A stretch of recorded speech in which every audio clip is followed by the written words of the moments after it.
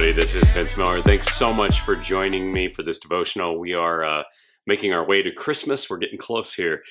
Today we're in Luke chapter 1, verse 34. Simple verse reads this way. And Mary said to the angel, that's Gabriel, how will this be since I am a virgin? So when you compare the inception of Elizabeth with the inception of Mary, there are some notable differences between the two. First, Elizabeth was by far older, approximately 88 years old, whereas Mary was a lot younger than her, about 15 years of age, approximately.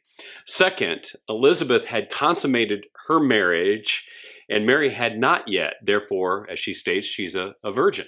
Elizabeth's child, John, was conceived by intercourse, right? But Mary's child, Jesus, was conceived by divine choice. Now, I will say that I've got all kinds of questions about Mary's inception. The chief being, how did God specifically do this? Not that I'm confused about sex or anything. I'm just kind of curious to know the details of how the Spirit worked in this instance.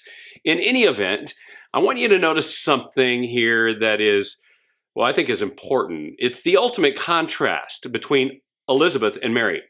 For Elizabeth, her pregnancy resulted in the removal of her shame, the shame of not being able to bear a child. But for Mary, on the other hand, her pregnancy would have actually resulted in shame. The shame of the look, premarital sexual intercourse, and maybe the appearance of adultery. But the shame not only for her, but also her husband, and then both the families. And get this, did you know that adultery in their time is the only sexual sin mentioned in the Ten Commandments? In fact, it's so serious that it's evident by the fact that the Bible describes that the offense is actually punishable by the penalty of death for both the man and the woman. And yet, Mary was not ashamed here. She did not question. She did not resist. She accepted God's divine will and the human shame it would bring with it. Her exact response to Gabriel was as follows. She said, "Behold, I am the servant of the Lord. Let it be to me according to your word, Gabriel." And this woman who would endure shame would bear the child who would take away the sin and the shame of the world. And so we too, as men, gentlemen, should be willing to bear any shame that would bring glory to God.